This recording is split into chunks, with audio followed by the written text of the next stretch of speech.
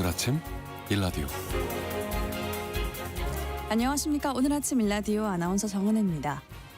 지난해 합계 출산율이 0.8명으로 올라서면서 2년 연속 상승세를 기록했습니다. 출생아 수도 15년 만에 가장 큰 폭으로 증가한 의미 있는 변화인데요.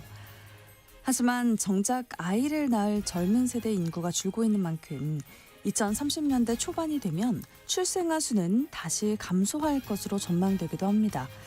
이 때문에 근본적인 정책 변화와 사회 환경 개선이 꾸준히 필요하다는 지적이 나오고 있습니다. 정부와 기업에서는 신혼부부 주택 지원과 출산 지원금, 육아휴직 확대와 같은 다양한 정책을 이어가고 있는데요. 이런 정책들을 포용하는 사회 분위기가 중요해 보이고요. 당장 인구 소멸 위기에 놓인 소규모 지방자치단체들 중에서 비교적 높은 출산율을 보이고 있는 지역들도 주목해 봐야겠습니다. 전남 영광과 강진 그리고 강원도 화천구처럼 육아수당과 주거, 교육 돌봄 지원이 안정적으로 이어진 곳에서는 비교적 높은 출산율이 나타나고 있는데요. 결국 주거와 교육, 일자리 문제 같은 삶의 기반을 안정시키는 일이 꾸준히 풀어나갈 중요한 과제라고 봐야겠죠. 모쪼록 어렵게 만들어진 출산율 반등의 변화가 지속적으로 이어지길 기대해 보겠습니다. 2월 26일 목요일 오늘 아침 일라디오 출발합니다.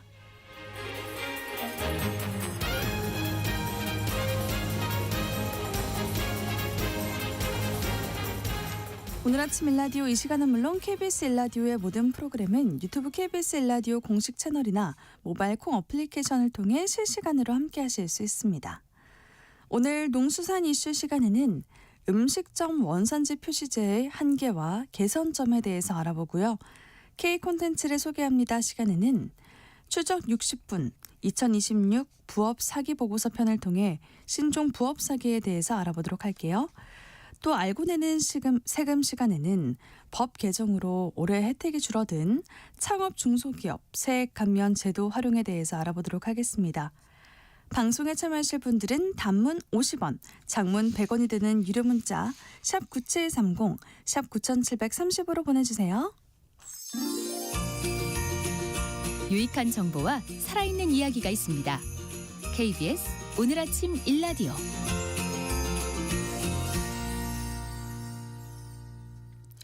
우리나라는 쌀을 포함한 모든 농축산물을 수입하고 있고요. 수입량도 점점 늘어가고 있는데요.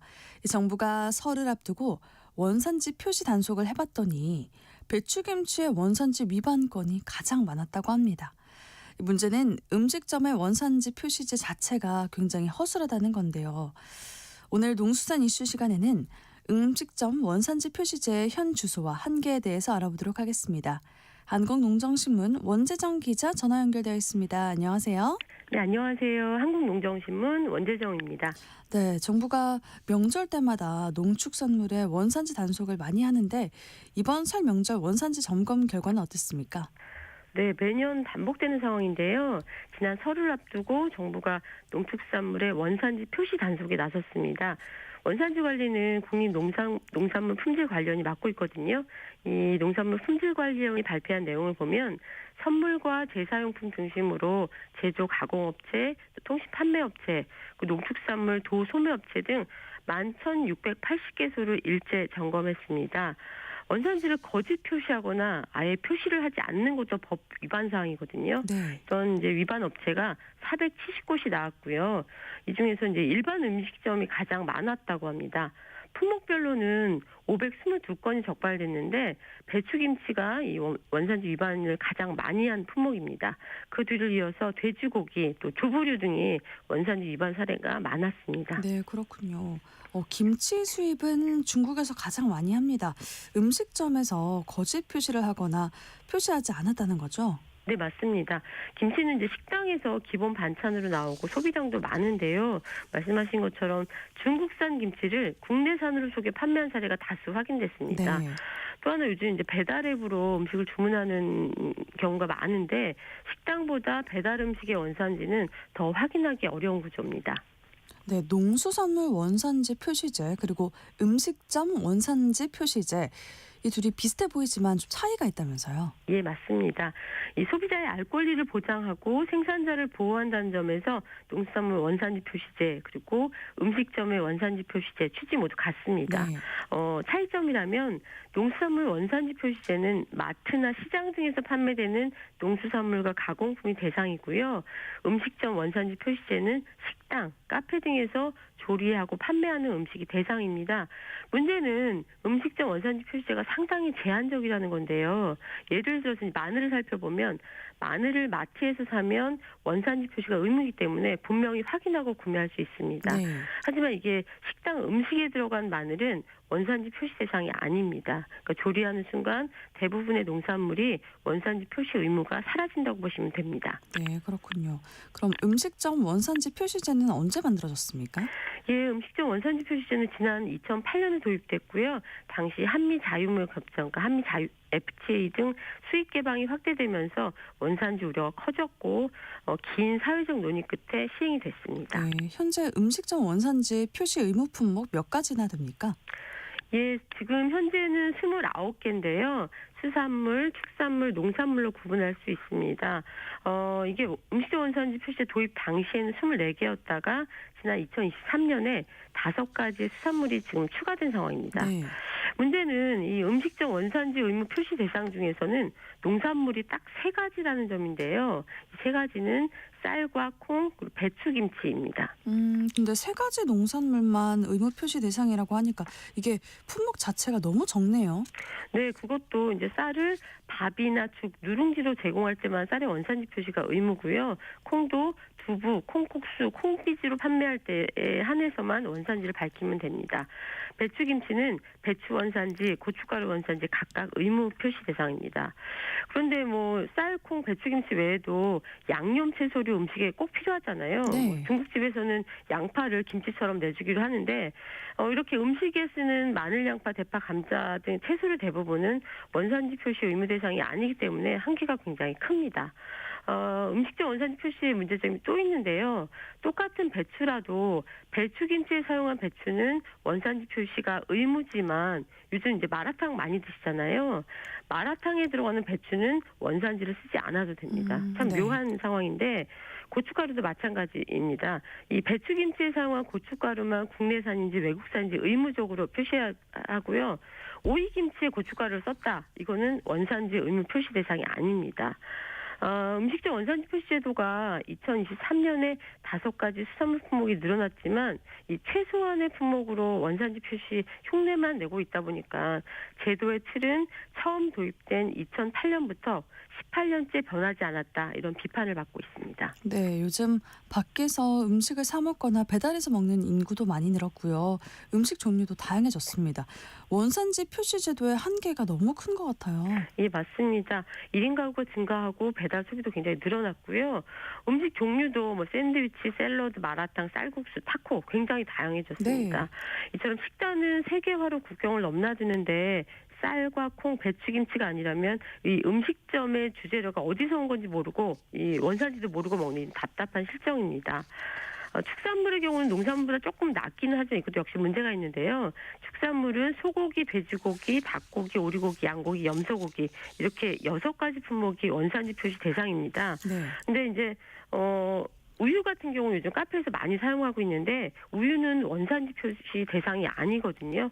그래서 유통기한이 수개월이나 되는 수입산 멸균 우유를 사용해도 카페에서 수입산 우유 사용을 명확히 표시한 곳을 보기 힘듭니다.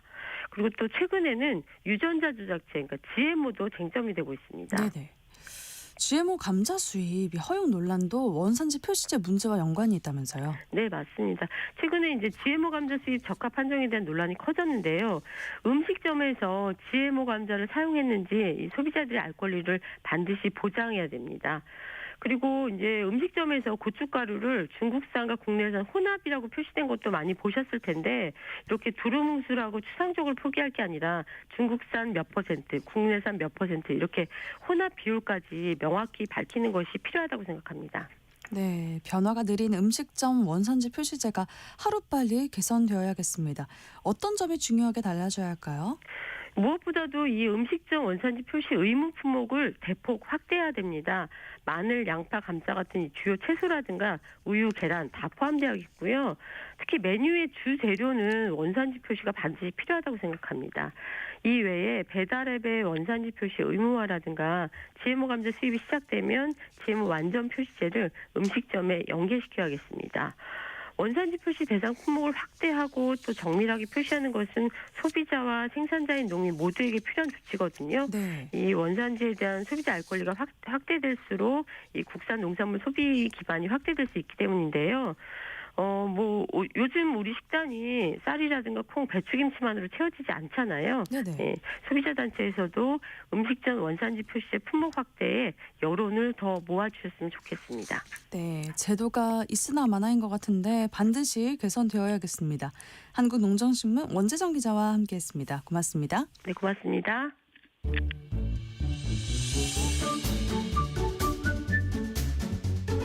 아침을 여는 기분 좋은 습관. KBS 오늘 아침 일라디오.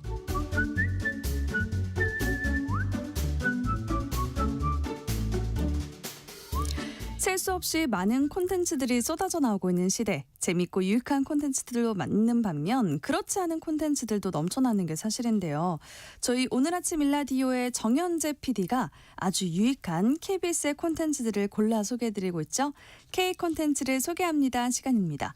네, 정현재 PD 어서 오세요. 안녕하십니까. 네, 늘 기대가 됩니다. 오늘 네. 소개해 주실 콘텐츠는 뭘까요? 요즘 진짜 경기도 어렵고 물가도 비싸고 네. 하니까 많은 분들이 본업 외에 부업 혹은 소일거리 한번 해볼까 고민을 하시는데요. 오늘 아침에는 우리 청취자분들의 피 같은 돈 지키기 위해서 꼭 아셔야 할 이야기를 준비해봤습니다. 지난 2월 6일에 방송된 추정 60분 2026 부업 사기 보고서라는 콘텐츠입니다. 오, 네. 사실 요즘 물가가 워낙 비싸다 보니까 그러니까요. 부업하시는 분들 많다는 얘기 듣긴 했거든요. 점심 밥 한 끼 먹으려면 10,000원 넘어가는 게 꽤 됐죠. 맞아요. 여의도는 또 뭐 왜 이렇게 비싼 거야? 왜 이렇게 비싼지 모르겠어요. 네, 그리고 집값도 비싸고 이러니까 대출이자 내기도 빠듯하고 그래서 많은 분들이 가게에 보탬이 되고자 부업 이렇게 알아보시잖아요. 네. 근데 바로 그 마음을 노리는 악랄한 사기가 기승을 부리고 있다고 합니다. 여기서 또 사기가 있나요? 네, 이른바 딸깍 부업 사기 그리고 팀 미션 사기인데요.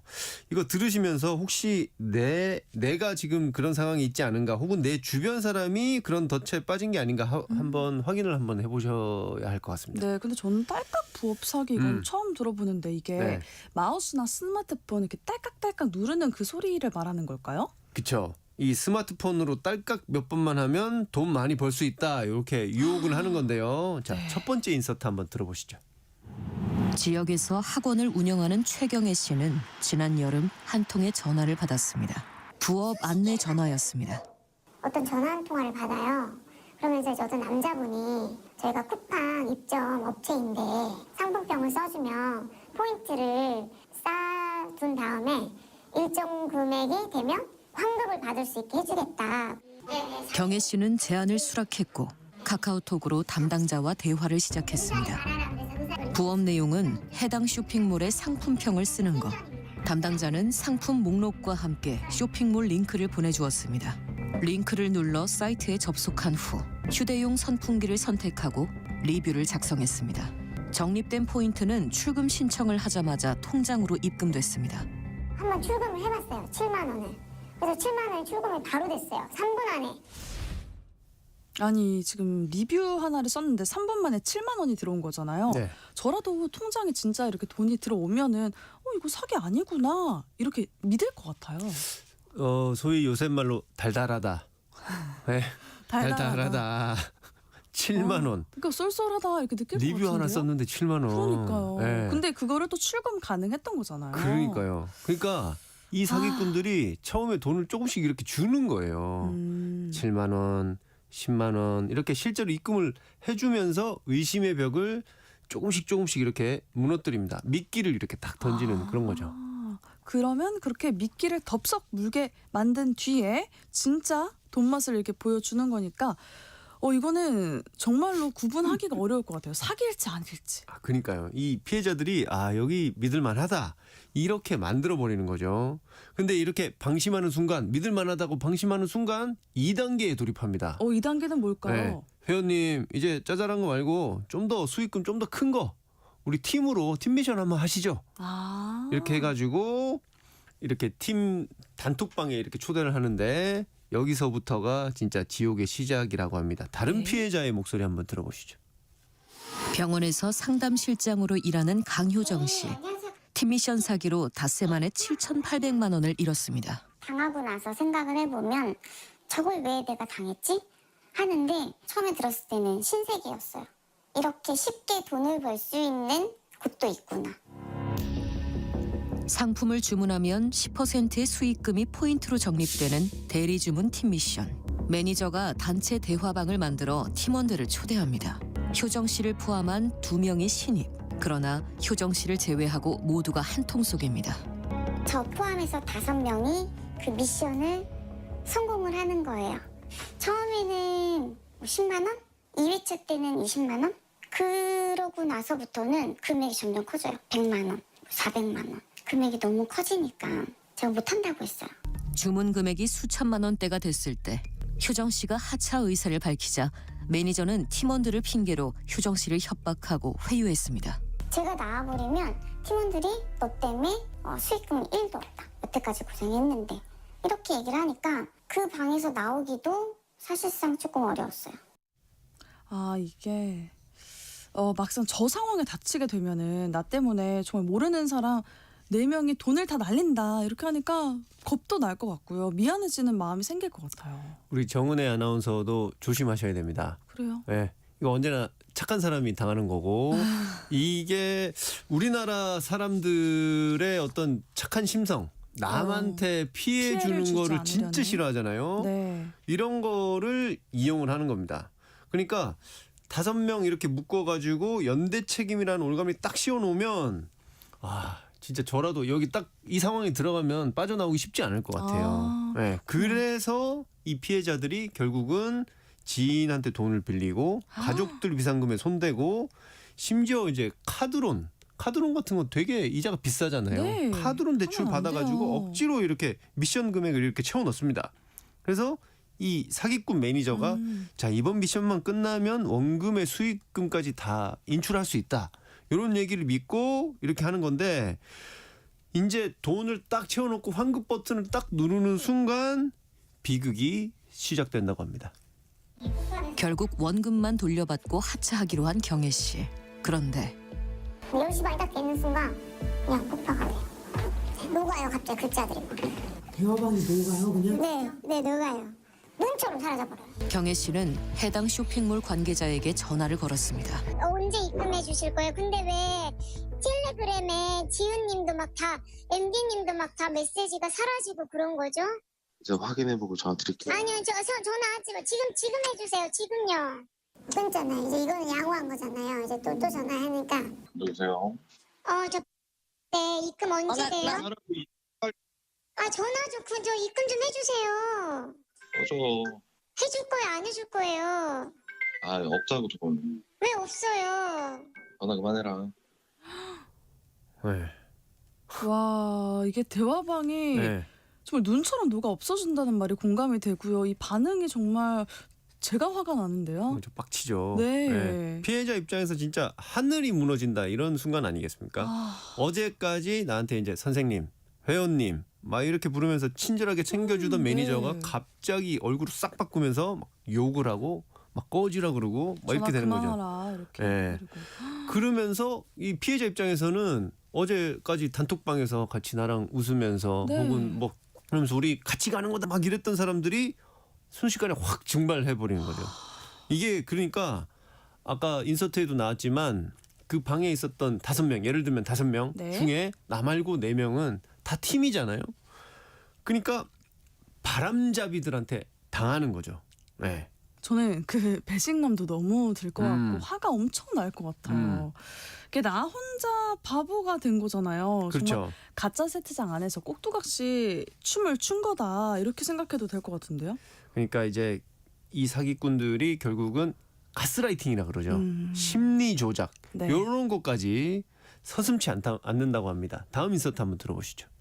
피해자들은 왜 사기에서 빠져나오지 못하는지 팀 미션 대화방 내용을 분석해봤습니다.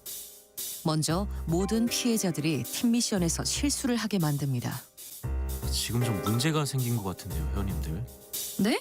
무슨 말씀이죠? 뭐 문제요? 엥? 헐, 저 잘못 입력했어요. 회원님 입력 오류로 다른 회원님들은 1,000만 원, 회원님은 2,000만 원 입금해 주셔야 돼요. 아, 좀 제대로 확인하시지. 이게 뭐예요? 아, 저흰 잘했는데 회원님만 다시 하면 되는 거 아닌가요? 정말 죄송합니다.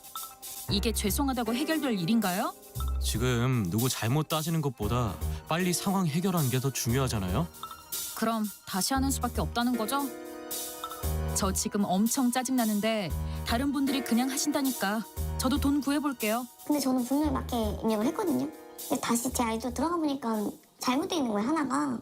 그러니까 지금 생각해보면 아마 조작을 했겠죠? 그래서 제가 어떻게 그럼 지금 세금을 줄 수가 있냐 했더니 뭐 2천만 원 정도를 제가 사야 된다.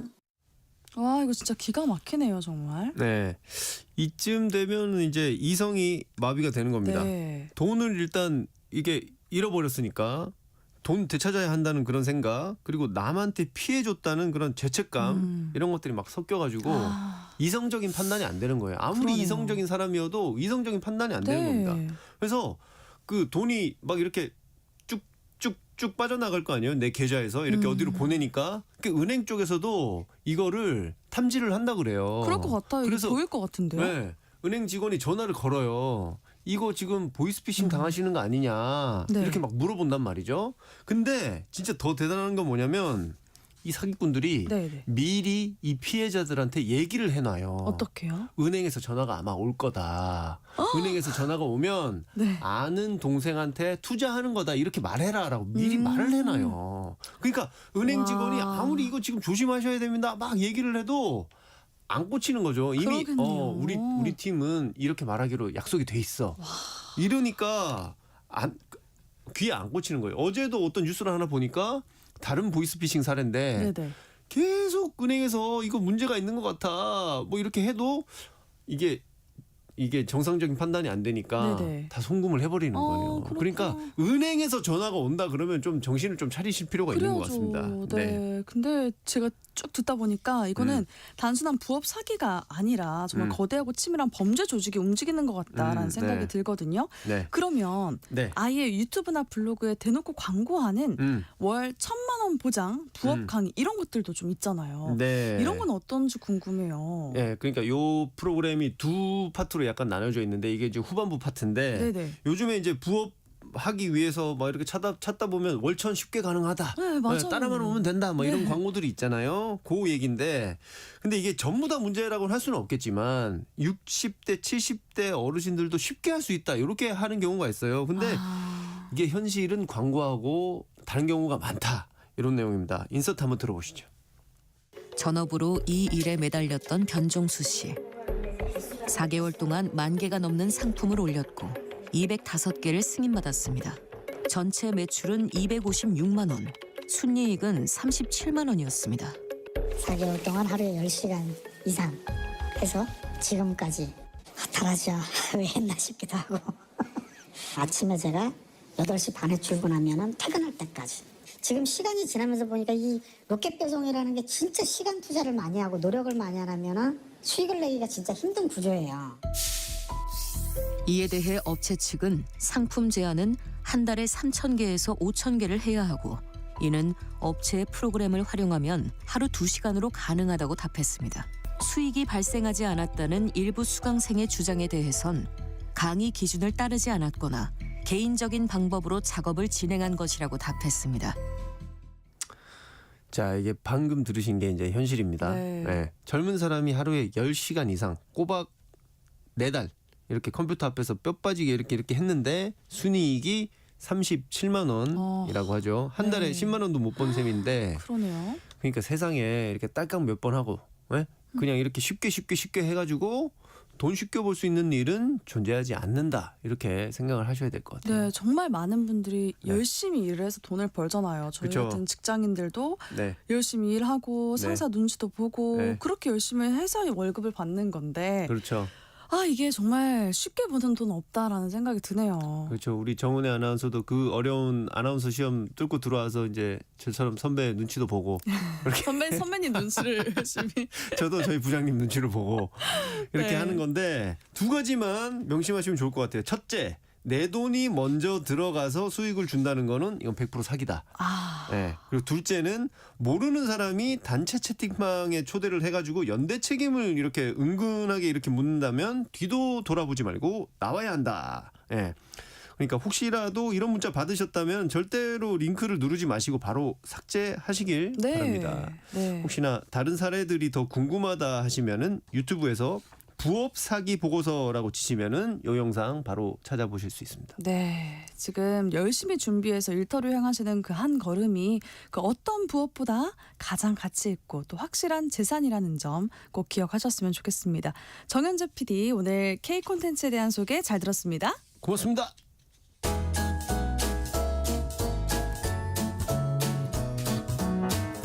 상쾌한 하루의 시작. KBS 오늘 아침 일라디오.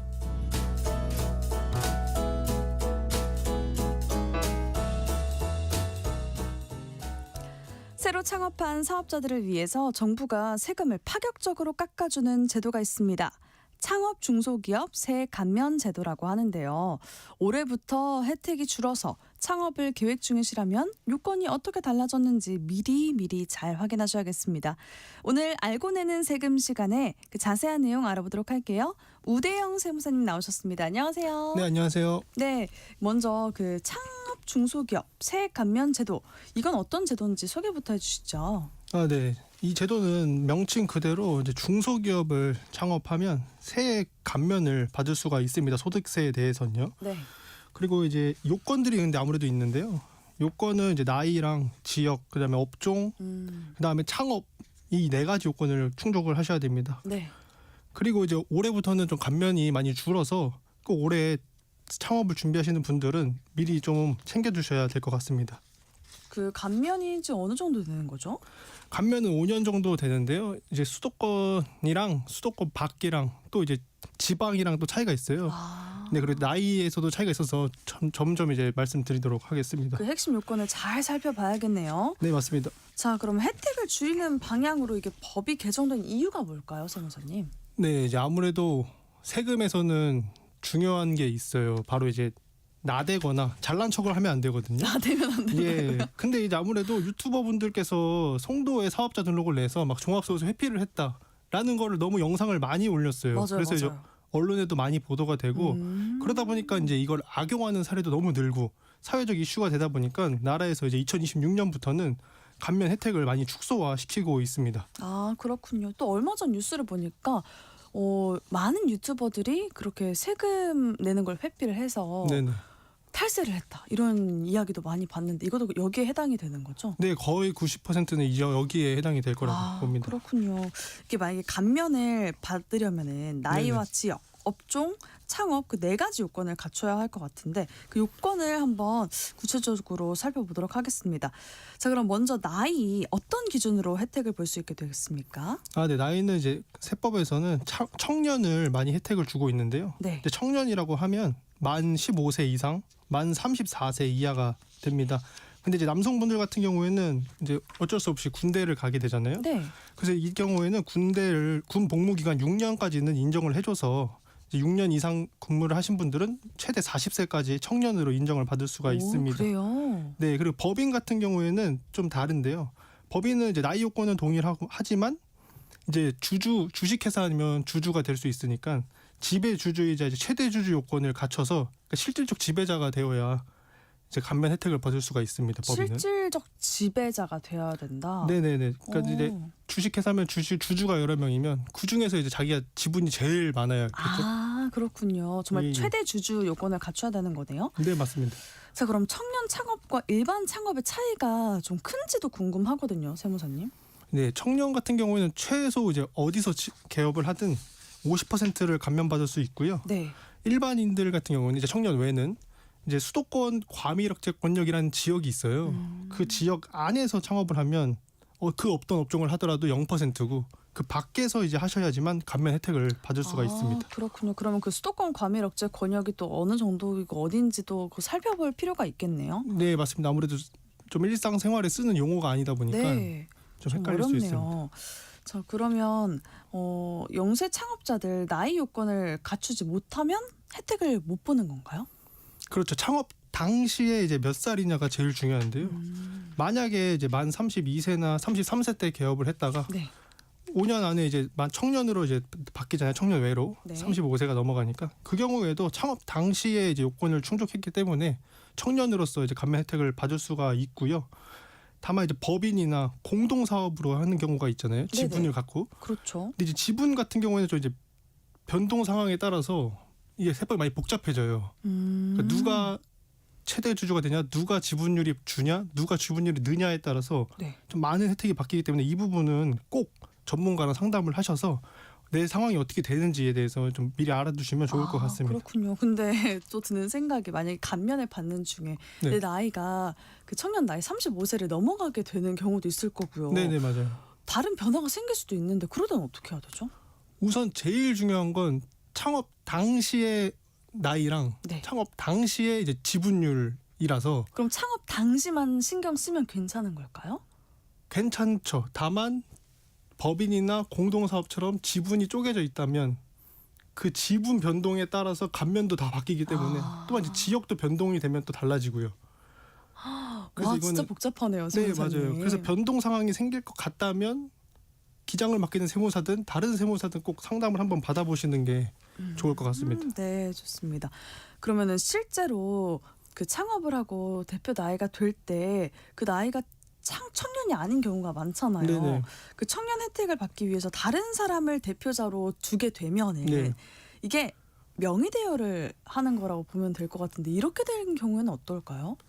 이게 이제 세법에서는 막아놨어요. 바로 이제 부가가치세법에서 막아놨는데 예외는 이제 배우자나 이제 상속으로 인한 그런 거는 이제 예외지만 그 일반적인 다 외는 하면 안 돼요. 우선 하면 안 되는 이유는 세법에서 다 하지 말라고 가산세도 다 만들어놨고요. 네네. 부가가치세랑 종합소득세랑 그리고 이제 원래 내야 되는 세금의 가산세까지 이제 부담을 해야 되기 때문에 네.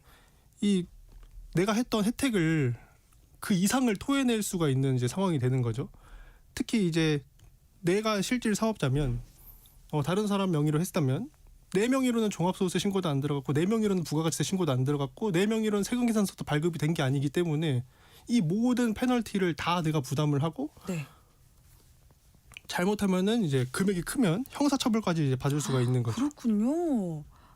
그럼 명의 대여는 함부로 하면 안 되는 거겠네요. 네, 저 세무사 중에 뭐 그걸 해주려고 하는 사람도 있을 수도 있는데 네. 이거는 책임을 질 수가 없기 때문에 예 그리고 그 미세한 세금 혜택 때문에 감수하기엔 너무 좀 큰 페널티죠. 그렇군요. 자, 이게 지역 요건이 더 세분화되고 수도권에서 멀어질수록 혜택이 커지는 방향으로 그런 변화가 생겼다면서요? 네, 2025년 전까지는 두 단계 정도로 나눠졌습니다. 이제 수도권 과밀억제 권역이냐 아니냐. 근데 2026년부터는 이제 세 개로 쪼개졌는데요. 네. 수도권 과밀억제 권역이냐랑 수도권 과밀억제 권역이 아니냐랑 이제 지방이 되는데요. 되게 많네요. 이게 조금 수도권 과밀억제 권역이 네. 좀 헷갈려요. 왜냐면은 단적인 예로 서울은 다 수도권 과밀억제 권역이고요. 네. 인천 같은 경우에는 이제 경제자유구역으로 된 송도나 청라나 영종도는 과밀억제 권역이 아니고요. 아니에요? 예, 그리고 서구의 몇몇 동네는 또 아니고요.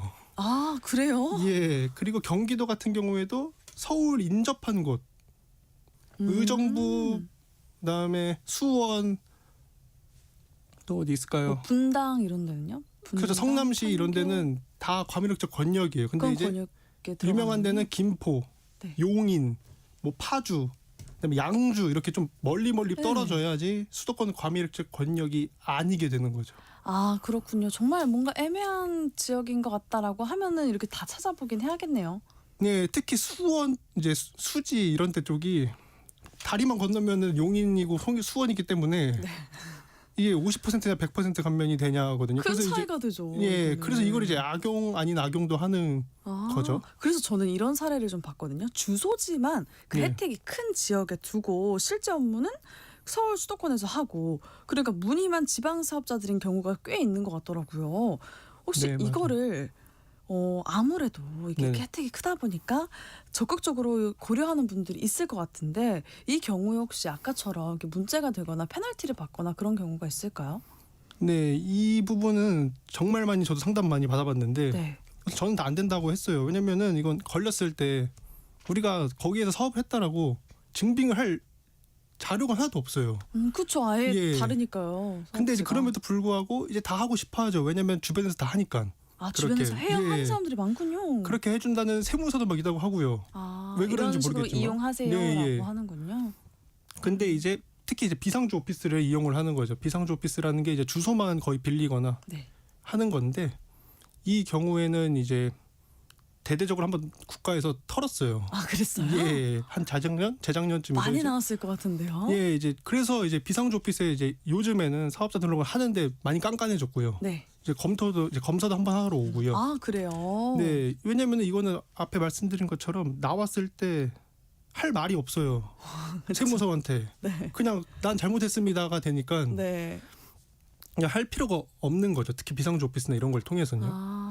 예, 왜냐면 가산세가 너무 크니까. 네. 그렇군요. 그러면 세무사님 업종 요건은 어떤 기준으로 감면을 해주게 되는 건가요? 네, 이 업종 같은 경우에는 모든 업종을 해주면 너무나 좋겠으나 이제 법에 열거가 되어 있습니다. 이제 그 중에 좀 많이 하거나 유명한 거는 네. 뭐 제조업, 그다음에 건설업, 그다음에 통신 판매업, 그다음에 음식점업, 네. 그리고 음식점업 안에는 이제 제과점업이 들어가 있고요. 네. 그다음에 정보통신업이나 뭐 몇몇 서비스업들이 있는데 이 서비스업 부분들은 꼭 한 번씩 보셔야 돼요. 왜냐하면 분류가 왜요? 엄청나게 많기 때문에. 그래요? 예, 그리고 이 업종 분류는 그럼 어디서 되냐인데요. 네. 이건 이제 국세청 기준이 아니라 통계청에서 하는 거예요. 통계청에서 한국표준산업 분류라는 이제 기준을 적용을 하는데요. 네. 이제 거기에서 내 업종이 무엇인지를 찾아서 감면이 되냐 안 되냐를 확인할 수 있는 거죠. 네, 그렇군요. 지금 그 감면되는 업종을 알려주신 거잖아요. 네, 맞아요. 그러면 감면 못 받는 업종들은 네네. 어떤 이유가 있는 건지 소개를 좀 부탁드려요. 네. 감면 못 받는 업종 중에 유명한 것들 몇 개 말씀드리면 이제 부동산 임대업이랑 소비성 서비스업, 이제 유흥주점 막 이런 거 단란주점 네, 이런 네, 거든요. 네. 왜냐하면 이 두 친구는 조세특례법에서 중소기업으로 보질 않아요. 그래요? 예, 왜냐하면 이 새 감면 이름이 창업 중소기업이니까 중소기업이 아니면 애초에 못 받는 거고. 그리고 이제 유명한 거는 카페입니다. 카페. 카페도 안 돼요? 예, 카페랑 주점은 우리가 음식점업에는 앞에 한자 음이 네. 마실 음이잖아요. 그럼에도 불구하고 얘는 이제 음료점업으로 분류가 돼서 별개로. 정말요? 예, 그래서 카페랑 주점은 안 돼요. 그러면 네. 요즘에 브런치집이랑 카페랑 같이 하는 경우 많잖아요. 그런 경우는요? 그게 이제 메인이 뭐냐가 제일 중요할 거예요. 그러니까는 내가 브런치를 파는데 커피를 곁들이냐랑 네. 커피를 메인으로 하는데 디저트 형식으로 이것만 조금 더하냐에 따라서 네. 이제 많이 달라지는 거죠. 그리고 이제 전문직들인데요. 근데 전문직 중에서는 이제 노무사는 조금 특이하게 업종 분류가 달라서 네. 감면을 적용받을 수 있다고 이제 판단을 하고 있습니다. 그럼 뭐가 안 되는 거죠? 변호사, 변호사는 세무사. 네, 맞아요. 이런 변호사, 건 세무사, 안 뭐 되는 약사, 거예요? 의사 이런 등등요. 이게 아까는 제과점은 가능하고 카페는 불가능하다. 네. 이렇게 말씀을 해주셨잖아요. 그러면 카페를 제과점으로 등록을 한 뒤에 뭐 빵이나 과자를 팔고 네. 그리고 감면을 받을 수 있는 거 아닌가요? 그렇게 암암리하는 분들이 많은 걸로 알고 있어요. 특히 이제 말씀하신 것처럼 혜택이 되냐 안 되냐니까. 네. 네. 근데 이게 사실상 문제가 터지면 포스게 다 나오거든요. 요즘 체인점 엄청 많잖아요. 체인점만 털어도 네. 그 이제 지사들이 이제 지점들이 얼마나 뭐를 팔았는지 다 나오기 때문에 네. 문제가 생겼을 때는 좀 이제 페널티가 크겠죠. 네. 그럼 마지막으로 창업 요건도 보겠습니다. 창업 요건이라는 것도 뭘까요? 창업 요건은 이제 말 그대로 진짜 창업을 해야 돼요. 최초로. 네. 그렇기 때문에 사업자 등록을 언제 했냐고 내가 과거에 했었으면은 이제 안 되는 거거든요. 네. 예, 그래서 최초에 창업을 하시는 경우에만 받을 수 있는데 그 업종에 대한 최초입니다. 업종에 대한 최초. 예. 그러면은 감면을 받으면 안 되는데 받는 경우가 생기면 이렇게 페널티를 주신다고 했잖아요. 그러면은 감면을 받으려면 저희가 이걸 어떻게 신청을 해야 하는 건지, 어떻게 미리 신청할 수 있는지 안내 부탁드립니다. 예, 감면 같은 경우에는 많이들 여쭤보시는 게 불안하니까 빨리 받고 싶어 하세요. 맞아요. 예, 근데 이게 빨리 하고 싶다고 빨리 되는 게 아니라서 특히 종합소득세 신고를 할 때 그냥 신청서를 같이 제출하는 거거든요. 신고서랑. 이제 그러니까는 세무사를 뭐 기장을 맡기든 신고대행을 하시든 말씀을 하셔서 감면을 받고 그다음에 신청서를 세무사가 이제 제출을 하는 거죠. 아, 네, 그렇군요. 오늘 알고 내는 세금 시간에는 올해부터 혜택이 줄어든 창업 중소기업 세액 감면 제도 활용법에 대해서 살펴봤습니다. 우대영 세무사님이 굉장히 상세하게 설명을 해주셨어요. 고맙습니다. 네, 감사합니다. 네, 오늘 낮과 밤의 기온차가 전국적으로 15도가량 벌어진다고 합니다. 기온 변화에 신경 써서 출근하시면 좋겠습니다. 6시 40분 현재 서울 3.4도, 이천 영하 1.2도, 세종 0.9도, 광주가 영시 3.4도입니다. 상점 3도입니다. 네, 오늘 아침 일라디오 아나운서 정은혜였습니다. 고맙습니다.